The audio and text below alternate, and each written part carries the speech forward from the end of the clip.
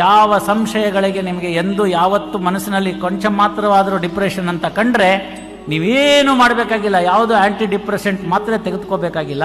ಸೀದಾ ನಿಮ್ಮಲ್ಲಿ ಒಂದು ಭಗವದ್ಗೀತೆ ಪುಸ್ತಕ ಇಟ್ಕೊಳ್ಳಿ, ಅದರಲ್ಲಿ ಒಂದು ಶ್ಲೋಕವನ್ನು ಓದಿ, ಆಟೋಮ್ಯಾಟಿಕ್ ಆಗಿ ಡಿಪ್ರೆಷನ್ ಕಡಿಮೆ ಆಗುತ್ತೆ. ಆ ಡಿಪ್ರೆಷನ್ ಎಲ್ಲ ಹೋಗುತ್ತೆ, ಮನಸ್ಸಿಗೆ ಶಾಂತಿ, ಸಂಬಂಧ ಅದೆಲ್ಲ ದೊರಕುತ್ತೆ. ಪ್ರಾಜ್ಞರಿದ್ದಾರೆ, ತಿಳ್ಕೊಂಡವರಿದ್ದಾರೆ, ಪಂಡಿತರಿದ್ದಾರೆ, ಕೇಳಿ.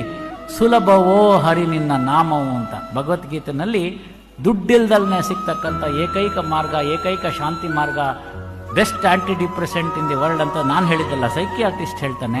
ಅಂತಹ ಒಂದು ಗ್ರಂಥವನ್ನು ಇಟ್ಕೊಂಡಿದ್ದೀವಿ. ನ್ಯಾಯಾಧೀಶರಿಗಳಿಗೂ ಈ ಒಂದು ಸಂದರ್ಭದಲ್ಲಿ ಅಯ್ಯೋ ನನ್ನಿಂದ ತಪ್ಪಿಸ್ಕೊಂಡು ಹೊಟ್ಟೋಯ್ತಾ ಅನ್ನೋ ಒಂದು ಭಾವನೆ ಬಂದಾಗ, ಸ್ವಲ್ಪ ಮಟ್ಟಿನ ಡಿಪ್ರೆಷನ್ ಏನಾದ್ರು ಉಂಟಾದಾಗ ಪುನಃ ರೀಚಾರ್ಜ್ ಆಗೋ ಏಕೈಕ charger, universal charger, universal adapter ಯಾವುದು ಅಂದರೆ ಭಗವದ್ಗೀತೆ ಅಂತ ಹೇಳಿ.